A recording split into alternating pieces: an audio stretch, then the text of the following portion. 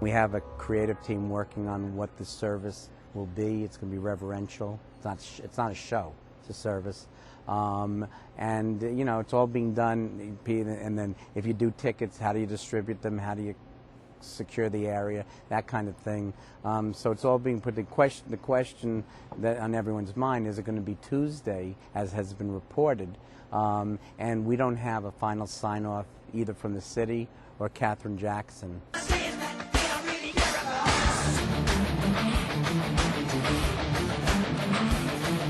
We'd like to stage something in London and show the world Michael's last great work.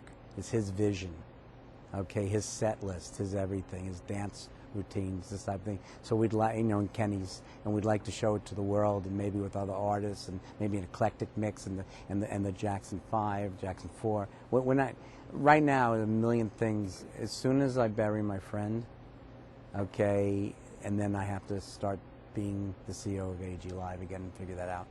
We have 100 hours of the most intimate HD footage of every audition, every rehearsal, everything. Okay, Michael really let the cameras come in. He felt comfortable. We were all family. In a way, he's not always that comfortable in public.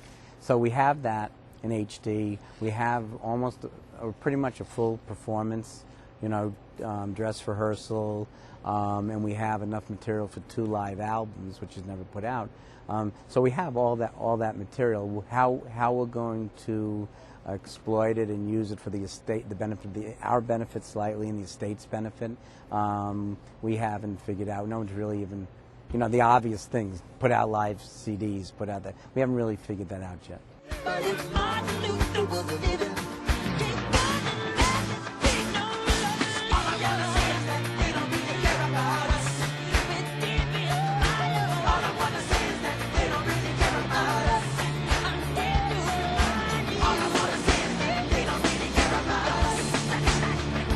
we're sitting on the most valuable intellectual property, I think, in the world now. You know, and at some point when we figure out who the estate is and who we're dealing with, we'll figure out that part of it. I think we'll be, as a company, we'll be fine. As a human being, I'm shattered.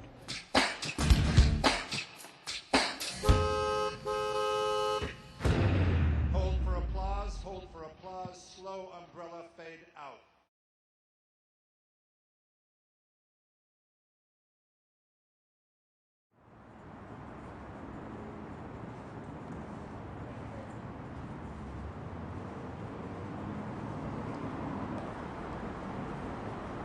Good afternoon, Reverend. How's the family doing? Do you have plans for funeral?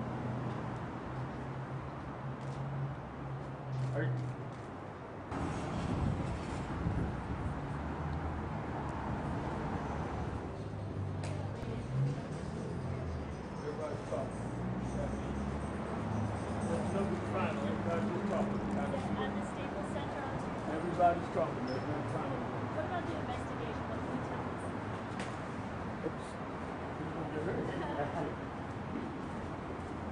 Robert, you think Michael's in heaven right now?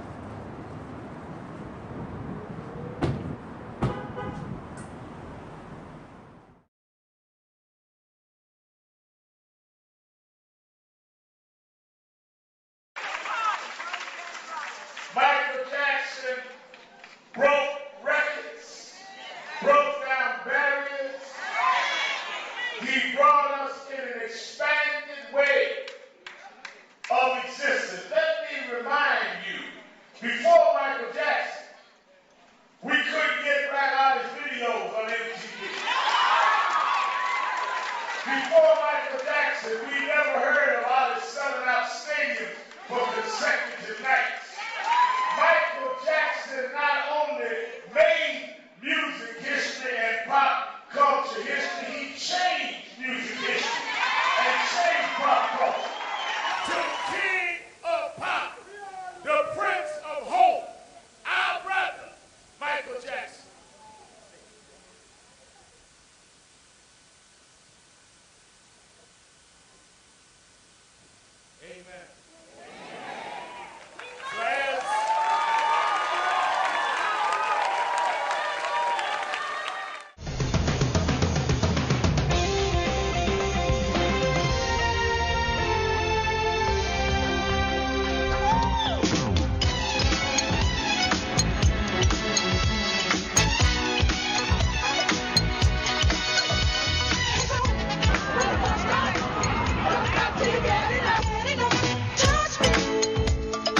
Joining us from New York, Reverend Al Sharpton, longtime friend. He presided over that public tribute today. Has been consulting with the family as well about the funeral. Why the Apollo, Al? Well, you know, I thought it was very important that we sent a signal. Those that really believe that Michael's image has been tarnished by the media in many ways, that the people really love him. And I felt that we that are not in his inner circle, have no business interests, not in any way in a confidant level, but just have known him and worked with him on civil rights causes, could do it so people would say, wait a minute, with all the controversy, people love him. And when you see the thousands that came out today, it, I think, changes the story that despite all that has been said about him, people with no vested interest, not that close to him, but that knew and respected his work, came out to say he was the king and he made ways for us. Why do you make him the forerunner of Tiger Woods, Oprah Winfrey, Barack Obama?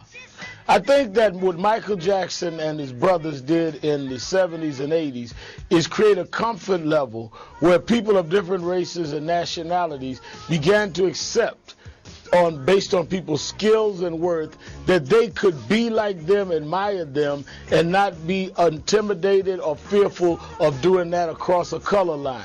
So the kids that wore those little jackets like Michael Jackson and the pants legs up above the ankle and the hats imitate Michael, the white kids in Iowa, the Asian kids in Japan, these are the kids that grew up and voted for Obama because race to them was different. Yeah. These are the kids that cheered for Tiger Woods. You've got to give the Jacksons and Michael credit.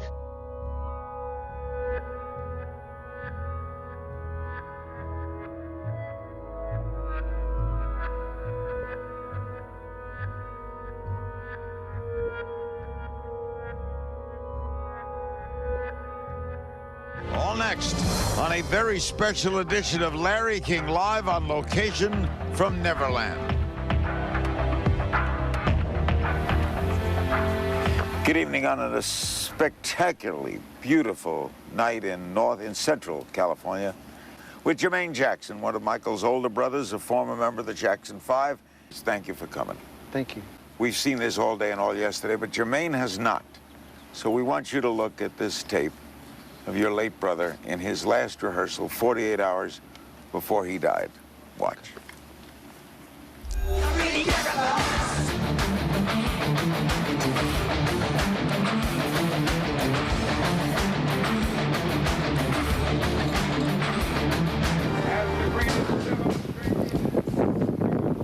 All right, how does that make you feel? Wow, he looks great. Strong, very, very strong. When he saw reports of him looking bad, don't look bad to me. So how does it hit you now, Jermaine? It hits me very, very deep shock, very hurting. I'm paining. The world is paining. My family's paining because he's gone too soon, too soon. I expected to see some kind of, for want of a better term, honky-tonkish atmosphere, and this is the opposite. Tell me, what do you think? I think this is beauty, serenity, calmness. I'm totally taken aback by it, in a plus way. Okay, now tell me this, with all the negative things that they tried to say, that they said about this place, do you feel that it was representative of what you said? If there was negativity, I don't see it here now. Thank you. How are his kids? His kids are strong. They have a lot of love and care, and they playing with my kids, and they're just being strong. But it's what it is, Larry. Yeah, Larry, we're at the train station, one of the most memorable images of Neverland Ranch. If you've seen video out of here, you see it's the sort of like the Disneyland train station in that they have the flowers and the clock, and it's really a gorgeous part of the Neverland Ranch compound. And Miko, you've spent a lot of time up here. This place is so big that obviously this isn't just for decoration. This train station was a real train station with a real train. Real train, steam engine train. Large one. He had used it for years to get from the residence up to the theater and the zoo. Before you'd reach the train, you'd stop here and have your cappuccino if you want, ice cream, candy apples.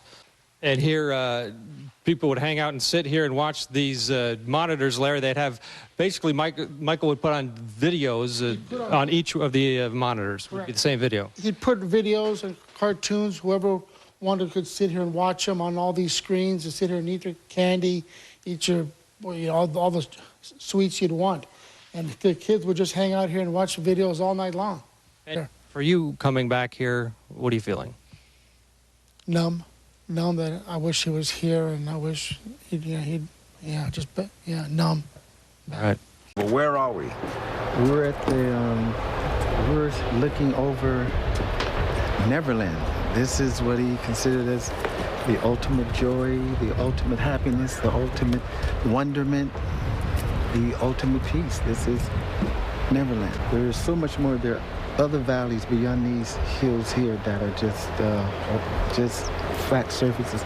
There's Mount Catherine around here that he named. That's named for your mother? Is that it up there? Yeah, it's just a place where we would come with all the children, and there'd be birthdays and fun, and then the times that we wanted to get out here, it was booked for just busloads of just kids who were dying of this and that, and less fortunate wheelchairs, and the theme park was this way, beyond that way, and it's wheelchair ramps, and just give kids that happiness. A lot of underprivileged and poor kids, right? Underprivileged, poor, and they would have a wonderful time. I don't think the general public would have any concept, it's my own feeling, of what Neverland is. I think the thought would be that it's rides and games and toys, and there was all that, right? But this is so much more. I feel his presence because this is his creation, this is his ideas, and to come here and to feel him here, I'm happy. And I really felt and still feel that this is where he should be rested, because it's just what impression you had when you first came there? I couldn't believe it. I don't know what I was the same expecting. Impression I had the first time I came. It's the kind of place when it's time to go, you don't want to leave.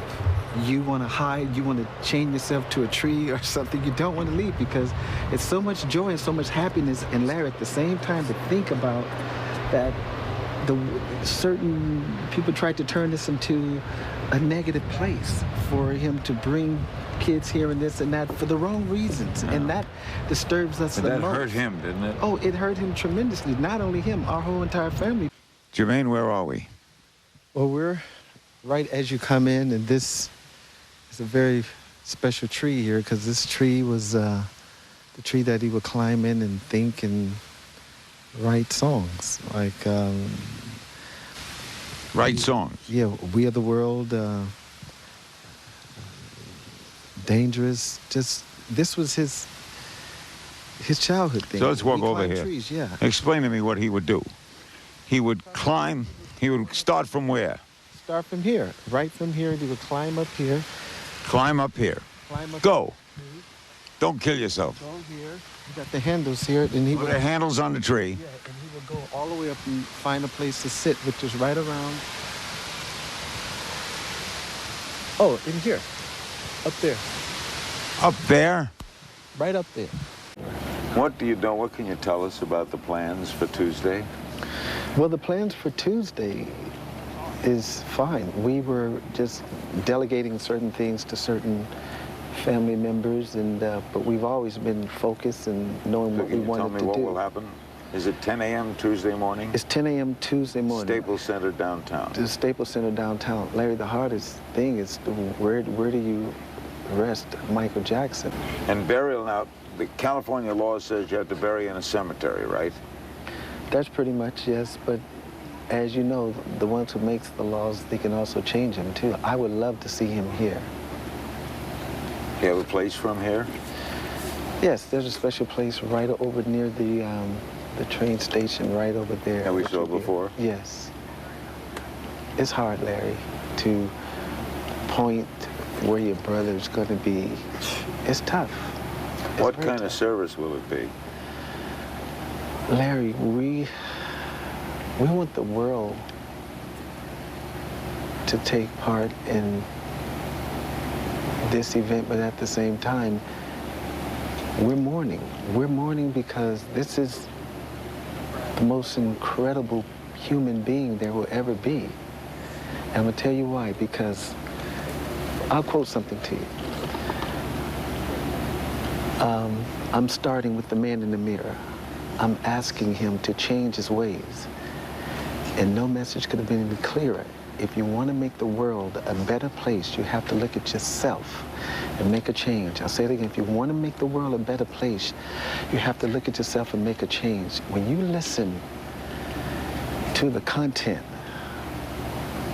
of songs, the melodies, the messages, the videos, the concerts, that's who he was. That's who he is. He was a close friend, longtime employee of Michael Jackson. Michael was his best man, godfather to his daughter, and Miko's the son of the late Marlon Brando, and he was with Michael the day before he died. We're going to talk to Miko, and he'll be with us throughout the show with a lot of guests. Miko, what do you think happened? I wish I knew. I mean, they say heart attack, so I have to go with that right now. Oh, we're not going to know. Now, you were with him Wednesday and in the early hours of Thursday. He died on Thursday. You were with him in the early hours Thursday as he was rehearsing. How was he? We were at Staples Center rehearsing, and till about midnight or 12:30 that night, and he was fine. He was dancing, he was singing, he was looking over some technical stuff, some videos that he was preparing to do for the flat screen and behind the stage. He was, I saw him eating. He was eating. He was drinking some orange juice. He had some hot tea. He looked fine. We said hi to each other. Were you in a good mood? Yes, absolutely. And no apparent difficulty, no lack of color in the face. Sometimes a heart patient will get gray and stuff like that. Dr. Conrad Murray, who was at his home yesterday, do you know him? No. See, you never heard of him? I know of him, yes. You were with the family last night, too, right? Yes. That's you with children. How are they coping? So I don't even know if they're devastated. I mean, do the kids have an understanding of what happened? I don't think so. No, I don't think it's hit them yet. You were there when Michael's hair caught on fire, right, during that Pepsi commercial? Yes, I put it out, yes. Correct. You put the fire out? I put the fire out. How close were you? I was right on him. I was right on him. I was smothering his hair, and we both went down to the floor, and we both got the extinguisher on us, the fire extinguisher on us, and that was a Pepsi commercial. And Michael said to the very end that he was always in debt to you, that you saved his life. There's nothing I wouldn't do for him. I spoke about you with Michael last time I was with him in 2007 at a Jesse Jackson dinner, and he held you in nothing but the highest regard. Yeah. Stay with us, Miko. What kind of friend was Michael? He was the best friend. Always there for me. Caring, loving. He was just a good person. Always there for you if you needed him. Godfather to my daughter. Always there for her. How old is she now? She'll be 14. How's she taking it? It was hard to tell her because we were going on this tour, and I told them that that she was going with me, for the summer. He goes, "Oh, that'd be great. Maybe we can find something for her to do on tour." I mean, that's the kind of guy. You were going to go with him to London? Yeah.